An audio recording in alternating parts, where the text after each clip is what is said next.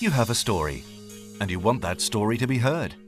Perhaps the newspapers or a specialist magazine will want to talk about it, or maybe the TV or radio. All good places to tell your story. But these days, your story should be online too. There are 1.5 billion people online, and it's usually the first place they go when they want information. They can access stories on internet sites directly, through RSS subscriptions or search engines, at home, at work, or on the move. Online, you'll find stories about any topic, being created or relayed rapidly by a variety of sources.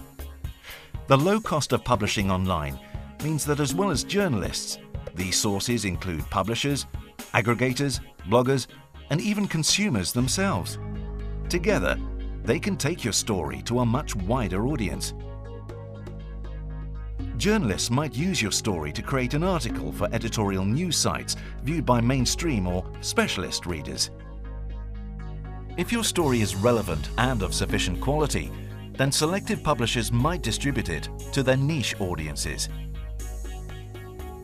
Non-selective publishers and aggregators catalog information like online libraries so that people can find your story.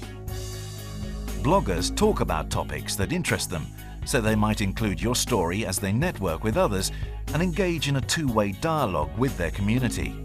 Finally, your story may appear on user-generated content platforms such as YouTube and Wikipedia or forums, places where people share their creativity, knowledge and opinions with the global community at large.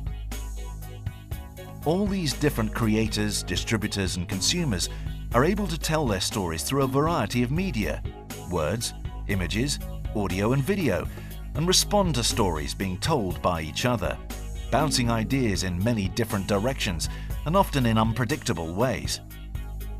The audience is then able to share, comment and talk about these stories through the virtual word-of-mouth networks created by social bookmarking, networking and microblogging tools such as Delicious, Facebook and Twitter, or even by something as simple as just forwarding a web address.